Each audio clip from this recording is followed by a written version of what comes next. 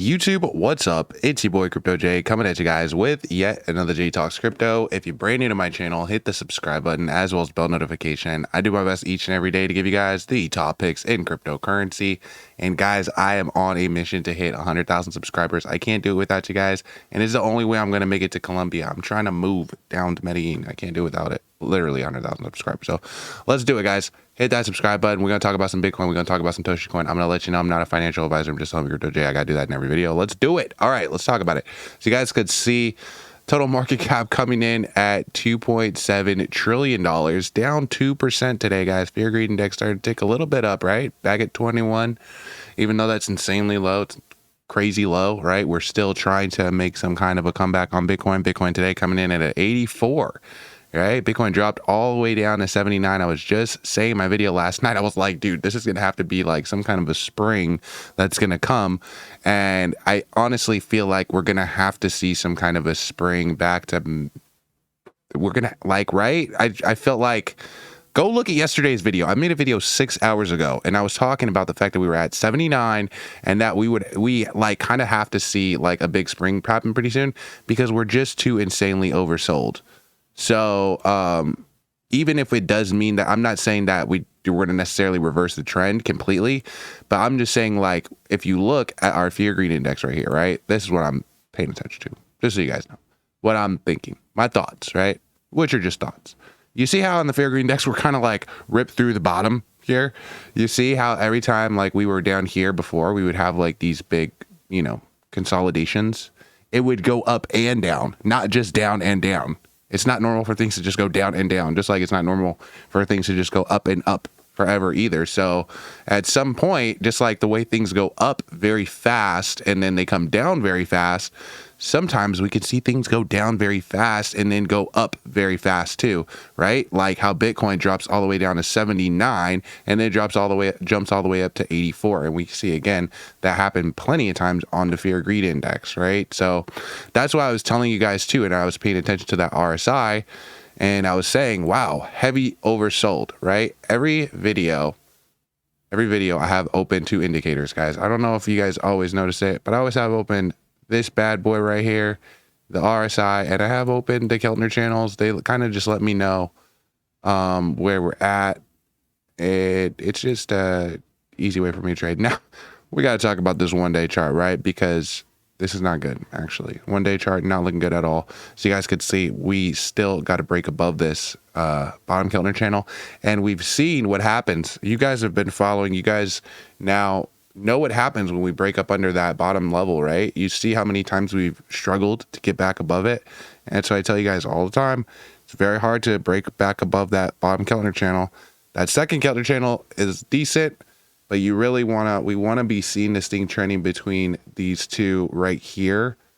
Not even so much breaking too much crazy out of this top one, but really like keeping a healthy amount of growth. This is looking pretty decent on the 1 hour right now. We did say maybe like that 80K could be some kind of level of support. Also, we said maybe 75, maybe 70 also are other levels if we do decide we want to reject. You could see right here, we are possibly in decision mode, actually. I mean, we're 30-minute chart is not really saying much. But you see how we're kind of trending in this upper Keltner channel? You see how the trend is different when it starts trending up here? Like, yeah, we broke down right here, and then we need to have a retest. But overall, when we were able to keep in this middle zone here, it's been pretty positive. What we don't want to happen is us start trending below on the 1 day. I'm paying attention more to this 1 day chart right now. This 1 day chart is very telling. As you guys can see, right? So definitely paying attention to it. Is this a fake out? Is this some kind of a bottoming that we're seeing? Again, the price went down very fast on Bitcoin. And so it has to do something, right? It can't just continue going down forever. But at the same time, definitely paying attention to some of these key levels of resistance. Again, if we could reject off this could send this thing down. Or again, if it could break above 85 again, maybe that can be good for the price. I don't know. A lot of people very speculative over how long this recovery is going to take. I feel just extremely lucky to be in the market right now. I know a lot of people have already left the market. It's funny because they come in at the top of the market and then they leave when stuff actually goes on sale, when really it's supposed to be the opposite. You guys are supposed to be interested in the market when things are down and then selling when things go up, or locking in at least your initial and, you know, maybe dollar cost average or something. I don't know. There's whatever strategy you want to use, but I'll tell you right now that buying the top and then selling it when it goes down is probably not a good way to make money in any kind of trading at all. And it's a strategy that I just try not to do. Again, I try to be long in stuff that I believe in. I try to invest in things that I have confidence in and I believe in. So even if it takes a while, right? Even if it takes a little while to play out, I'm willing to invest in that because it's an investment. That's what an investment is. You put your money somewhere for a certain amount of time, right? It's not I'm not gambling. It's not a parlay for me. I mean, it is gambling because you don't know if it's going to go up or it's going to go down, but I'm not like, oh, let me go try to flip my rent money real quick. Let me go try to make this car payment that I can't make right now. Like, if you can't make a car payment, bro, what are you doing investing your money in cryptocurrency and stuff like that? If you can't afford your rent, then what are you doing, man? Like, you're gambling, right? So don't, you know, be mad if you're over leveraged and gambling, because what the heck, that's irresponsible. You know. But again, if you just treat cryptocurrency like an investment, and maybe again, like I've been talking about, what I'm doing is dollar cost averaging in, you know, a little bit here, a little bit there. If we drop down a little bit lower, throw a little bit more at it. You know, if I see an entry point where I'm like, this is a great entry point, maybe even still go 50-50, 50 now and then 50 if we dip more, because then what's going to happen? I'm going to have even more tokens. I'm going to be even less emotional about it. You know, like, the less emotion you have in trading, guys, really the better. This is not a game of emotions. It's really not. Well, it is. It is a game of emotions, but it's a game of how well you can keep your emotions in check and how well you can rely on your fundamentals. So you guys could see this 4-hour chart on Toshi right now, looking a little bit concerning, right? We're retesting this bottom Keltner channel again. Are we going to break out this time? Definitely something to pay attention to. We have been in this zone before, similar types of situations. We've seen this thing break below and it has been able to recover, right? Did it here? We broke below, we were able to recover. But again, if Bitcoin does decide it wants to drop down on this 1-day chart, we can be in a little bit of trouble, right? Bitcoin's 1 day, again, not looking too hot. So I'm paying attention to that, boys. We do know that it's Friday and sometimes we see sell-off happen into the weekends. Bitcoin's really going to need to stay strong to break out of this 84K range. Right now, it's just looking a little bit volatile. If this thing starts to capitulate more and go down again, then it's going to cause some fear in the market. You guys could see the 1-day chart is not looking as good, right? It's actually looking like we have a bear flag forming here, and then it looks like we might be seeing a breakdown, you know? So again, 1-hour chart looking like we got to break above 84. It's just not a lot of volume right now. It's not a lot of volume. Let's look at the RSI. As a matter of fact, it'll tell us exactly how much volume we're seeing on Bitcoin right now. In the past 30 minutes, it's been great. In the past hour, it's been great. On the daily, it's not good. This is not looking too hot. So we'll see, though. We'll see what happens. We'll see if Bitcoin can do what it needs to do. Look at this 1-week chart. 1-week chart's looking like it's going to need to see a serious correction.